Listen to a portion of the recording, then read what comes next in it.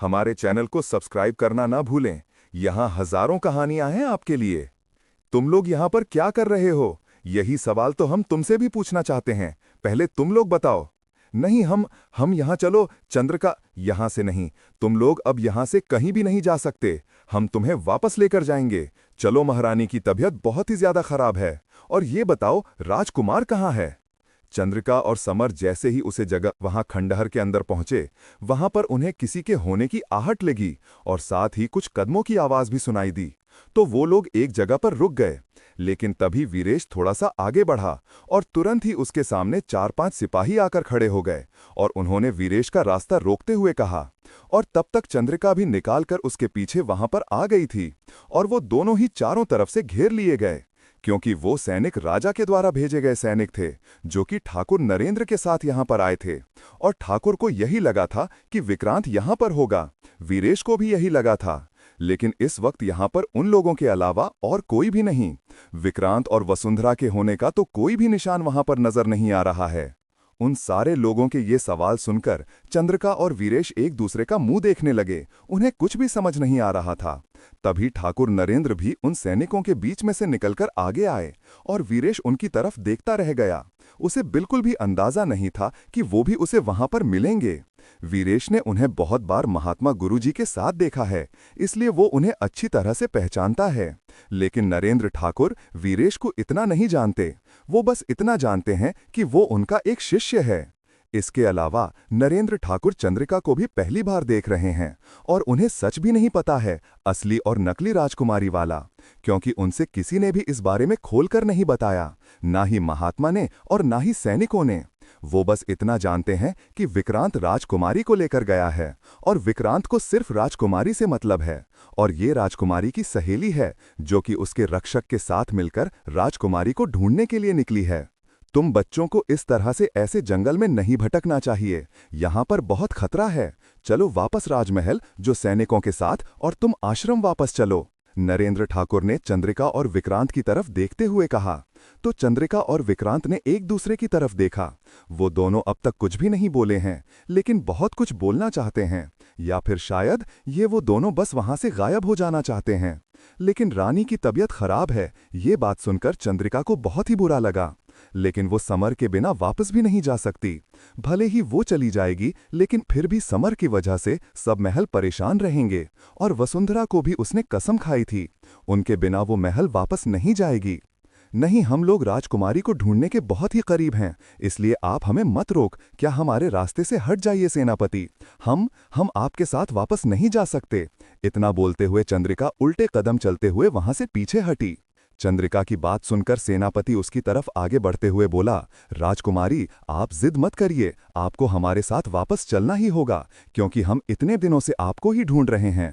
पहले आपको महल वापस छोड़कर आएंगे और बाकी राजकुमारी वसुंधरा को हम बाद में ढूंढेंगे। सेनापति की बात सुनकर चंद्रिका बहुत ही ज्यादा घबरा गई और उसने वीरेश का हाथ पकड़कर धीरे से उसके कान में कहा, खड़े क्या हो, कुछ करो। चलो, हमें निकलो यहां से, नहीं तो ये लोग हमें वापस लेकर जाएंगे। अब वीरेश पहले से ही इधर उधर चारों तरफ देखकर वहां से निकलने का रास्ता ढूंढ रहा है, क्योंकि इतना तो उसे भी समझ आ गया है कि वसुंधरा या विक्रांत दोनों में से कोई भी वहां पर नहीं है, इसलिए वहां पर रुके रहने का कोई भी फायदा नहीं है। लेकिन जिसकी उन लोगों को उम्मीद नहीं थी, वो लोग भी वहां पर आ गए हैं और वो सारे लोगों के सिपाही उन्हें वापस ले जाकर रहेंगे। इसके अलावा वीरेश भी वापस नहीं जाना चाहता, क्योंकि उसे अब ऐसा लग रहा है कि वो वसुंधरा के बहुत करीब है और जल्द से जल्द उसे ढूंढने का। ऐसे में अगर कोई यहां से वापस आश्रम गया तो उसे बहुत सारे सवालों के जवाब देने पड़ेंगे और पता नहीं दोबारा उसे यहां पर आने को मिले भी या ना मिले। वहीं पर रुक जाओ सब अपनी जगह, नहीं तो फिर बाद में बहुत पछताओगे। वीरेश ने एकदम से चंद्रिका के आगे आते हुए कहा। तो सारे सैनिक और सिपाही भी एक लाइन बनकर खड़े हो गए और वो वीरेश पर हमला करने के लिए एकदम तैयार थे, बस अपने सेनापति के आदेश का इंतजार कर रहे थे। देखो बच्चे, बेवकूफी मत करो। तुम राजकुमारी की रक्षा के लिए आए थे और अभी राजा के खिलाफ जा रहे हो। हम तुम्हें मरने से पहले एक बार भी नहीं सोचेंगे, लेकिन तुम महात्मा के शिष्य हो, इसलिए हम तुम्हें जानबूझकर नुकसान नहीं पहुंचाना चाहते। सेनापति ने वीरेश को समझाने वाले अंदाज में कहा। और तभी वीरेश ने एकदम से अपनी आंखें बंद करके दोबारा से खोली और हाथ को आगे बढ़ाते हुए उन पर हमला किया। और वो सारे 20-25 सैनिक एक साथ ही अपनी जगह से पीछे हो गए। वीरेश की शक्तियां काफी ज्यादा हैं और बाकी सारे शिष्यों से तो वो बहुत ही ज्यादा आगे था, सब कुछ सीखने में। इसीलिए महात्मा ने उसे राजकुमारी की रक्षा के लिए नियुक्त किया था।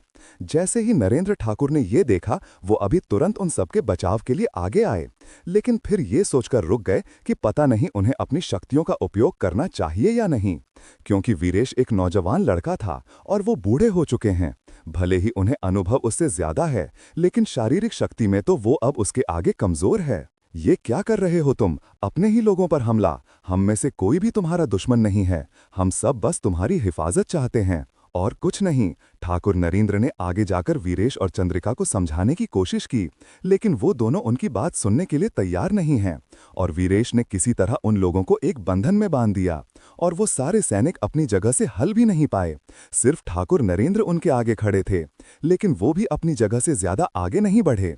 वीरेश ने उनके ऊपर भी अपनी शक्तियों का इस्तेमाल करना चाहा, लेकिन वो कर नहीं पाया और तुरंत ही वहां से चंद्रिका का हाथ पकड़कर बाहर की तरफ निकल गया। उसने देख लिया था दाएं तरफ बाहर निकलने का एक रास्ता है, जो कि दर से देखने में दीवार जैसा लग रहा है, लेकिन उसके पीछे जगती, और वो तुरंत ही चंद्रिका को लेकर वहां से बाहर निकल गया।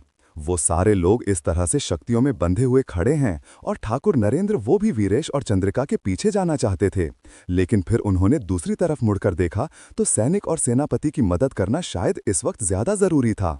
इसलिए नरेंद्र ठाकुर के हाथ और उन्होंने आंख बंद करके मंत्र का जाप करना शुरू किया और फिर अपनी शक्तियों से एक एक कर उन सभी को बंधन मुक्त करने लगे। वीरेश और चंद्रिका वहां से निकलकर बहुत ही तेज कदमों से भागे। वो दोनों ही अपनी पूरी जान लगाकर दौड़ रहे हैं और नहीं चाहते कि दोबारा से वो दोनों पकड़े जाएं। जारी रहेगा। हमारे चैनल को सब्सक्राइब करना ना भूलें, यहाँ हजारों कहानियां हैं आपके लिए। काफी देर तक दौड़ते हुए वो दोनों वहां से काफी दूर आ गए और पीछे मुड़कर चंद्राकर ने देखा तो उनके पीछे कोई भी नहीं आ रहा था। तो एक पेड़ के तने पर हाथ रखते हुए चंद्रिका ने कहा, ठहर जाओ, पता नहीं हम दोनों किस रास्ते पर जा रहे हैं, एक पल के लिए रुककर ये तो देखो। चंद्रिका की बात सुनकर वीरेश भी रुक गया, क्योंकि उसे भी ऐसा लग रहा है कि वो रास्ता भटक चुका है और नहीं पता कि किस दिशा में वो दोनों आगे भागते जा रहे हैं। अगर रुकने की वजह से हम लोग दोबारा पकड़े गए तो फिर गलती किसकी हुई होगी? रुककर वीरेश चंद्रिका की तरफ देखते हुए पूछा। तो चंद्रिका ने कहा, मुझे नहीं पता, लेकिन गलत दिशा में आगे बढ़ना भी तो ठीक नहीं है। चंद्रिका वहां पत्थर पर बैठ गई और बहुत ही ज्यादा मायूस लग रही। उसकी आंखों में आंसू हैं और वीरेश ने उसे इस तरह से देखा तो उसे ऐसा लगा कि शायद उसने चिल्लाकर उससे बोला, इसी वजह से चंद्रिका रो रही है। तो आगे आते हुए उसने कहा, देखो, मैं तुम्हें गलत नहीं बोल रहा, लेकिन मैं बस पूछ रहा था, मुझे लगा वो लोग अभी भी हमारे पीछे आ सकते हैं। नहीं, मैं उसे वजह से नहीं रो रही, मुझे माँ की याद आ रही है। रानी माँ, उन्होंने बताया कि उनकी हालत खराब है हमारी वजह से, और राजकुमार उनके बारे में भी हमें कुछ नहीं पता। तुम कैसे भी राजकुमारी वसुंधरा में से किसी का पता लगाओ, बस अब बहुत हो गया ये भागा दौड़ी और ढूंढने का खेल। मैं अपनी तरफ से पूरी कोशिश कर रहा हूं, लेकिन जहां तक मुझे लगा था वहां पर ही कोई ना कोई होना था। वहां पर उसे खंडहर में हमें सबसे ज्यादा नकारात्मक शक्तियों की ऊर्जा महसूस हो रही थी, और हमसे कुछ देर पहले तक वहां काफी सारे लोग मौजूद भी थे, शायद शाम के वक्त तक जब वहां पर आग लगी हुई थी तब। लेकिन पता नहीं कैसे हमारे आने से पहले एकदम ही सारे लोग गायब हो गए और वो सैनिक वहां पर पहुंच गए। इतना बोलते हुए वीरेश भी अपना सिर पकड़कर वहां पर बैठ गया। तभी चंद्रिका को एकदम से कुछ ध्यान आया और उसने वीरेश की तरफ देखते हुए पूछा, तुम जैसे नकारात्मक शक्तियों का पता लगा सकते हो क्या, वैसे ही तुम वसुंधरा का पता नहीं लगा सकते? रुको एक मिनट, मेरे पास राजकुमारी की अंगूठी है। इतना बोलते हुए वसुंधरा ने अपनी उंगली में से एक अंगूठी उतारकर वीरेश को दिखाई। वीरेश उसे अंगूठी की तरफ ध्यान से देखने लगा और थोड़ी देर तक उसने कुछ भी नहीं बोला। पत्थरों के बीच बनी हुई एक बहुत ही संकरी गुफा, जहां पर एकदम नाम मात्र की ही रोशनी है। विक्रांत ने वहां पर एक छोटी सी जगह पर वसुंधरा को रखा हुआ है, जहां पर वो बड़ी मुश्किल से सिर्फ खड़ी हो पा रही है। इसके अलावा उसके इधर उधर जाने की और कोई भी जगह वहां पर नहीं है। वसुंधरा ने खड़े होकर अपने दूसरी तरफ के पत्थर को जैसे ही हाथ लगाया, उसके हाथ को एक तेज झटका लगा और इतनी दूर का हाथ एकदम काला पड़ गया। वसुंधरा ने तुरंत ही अपना हाथ पीछे कर लिया। उसकी आंखों में आंसू आ गए, बहुत ही तेज दर्द की वजह से, और मुंह से दर्द भरी चीख भी निकल गई। आह, हमारा हाथ, ये सब क्यों कर रहे हो तुम ऐसा? इससे अच्छा तो तुम हमें जान से ही मार दो। इस तरह से बांध कर क्यों रखा हुआ है हमें? घुटन हो रही है, हमें नहीं रहना यहाँ, हमें बाहर निकलो यहाँ से। वसुंधरा अपने आप में ही सिमटकर एकदम बीच में आकर खड़ी होते हुए बोली। उसकी आंखों से आंसू बह रहे हैं, जो कि दर्द की वजह से हैं। इसके अलावा वो काफी परेशान भी है, क्योंकि वहां से निकलने का कोई रास्ता उसे नजर नहीं आ रहा, नहीं उसे विक्रांत से बचने का। इसके अलावा विक्रांत उसकी बात का कोई जवाब भी नहीं देता है, नहीं उससे कुछ बातचीत करता है, बस उसे टाइम से खाने पीने को देता है और जबरदस्ती खिलाए, कभी सम्मोहित करके तो कभी अपने जादू के बल पर, जिससे कि वो 15 दिनों तक जिंदा रह सके। विक्रांत को वसुंधरा की शक्तियां खुद में लेनी है, जिसके लिए उसका स्वस्थ रहना भी बहुत जरूरी है, और विक्रांत को ना चाहते हुए भी इन बातों का ध्यान रखना पड़ रहा है। विक्रांत जैसे ही खाने की प्लेट उसके आगे लेकर आता है, वैसे ही वसुंधरा उस प्लेट पर हाथ मारकर सारे खाने को नीचे गिरा देती है, और वहां पत्थरों से भरी हुई जमीन पर प्लेट के गिरते ही एक तेज आवाज हुई। वो गुस्से में चिल्लाते हुए बोली, नहीं खाऊंगी मैं ये खाना, बिल्कुल नहीं खाऊंगी। तुम मुझे जान से मार दो और मर जाने दो मुझे। आखिर करना क्या चाहते हो तुम? क्यों लाए हो मुझे यहाँ पर? बताओ पहले मुझे। जब कुछ जानना है आखिर ये मुझसे जुड़ा हुआ है तो? तुम अब मेरा दिमाग खराब कर रही हो। मैं तुम्हें जान से मारना नहीं चाहता, लेकिन लगता है तो मुझे सच में मजबूर कर दोगी। इतना बोलते हुए आगे जाकर विक्रांत ने कसकर वसुंधरा की गर्दन को पकड़ लिया और उसे गर्दन से पकड़ते हुए हवा में उठा दिया। और विक्रांत की आंखें इस वक्त एकदम आग की तरह जल रही थी, क्योंकि वो भी गुस्से में था, और उसी तरह गुस्से से वो वसुंधरा को ऊपर से नीचे तक देख रहा है। वसुंधरा को अपनी गर्दन पर विक्रांत की उंगलियां कसती हुई महसूस हुई तो उसे तेज खांसी आने लगी। 10 दिन, बस 10 दिन और किसी तरह झेलना है। मेरे लिए इन 10 दोनों को सबसे मुश्किल दिन मत बनाओ, नहीं तो मैं तुम्हारी जिंदगी जहन्नम कर दूंगा। तुम अभी जानती नहीं हो विक्रांत को। नजर उठाकर ऊपर हवा में लटकी हुई वसुंधरा की तरफ उसी तरह गुस्से से देखते हुए विक्रांत बोला, लेकिन वसुंधरा अभी कुछ भी बोलने की हालत में नहीं है। उसकी गर्दन पर जो विक्रांत का हाथ है, उसकी वजह से वसुंधरा को ऐसा लग रहा है कि बस अभी उसका दम निकल जाएगा। लेकिन वो इस बात को लेकर बिल्कुल भी परेशान नहीं लग रही। उसे लग रहा है कि मौत इस पल उसके लिए किसी वरदान की तरह है। अगर वो मर जाए तो इन सब से उसकी जान छूट जाएगी।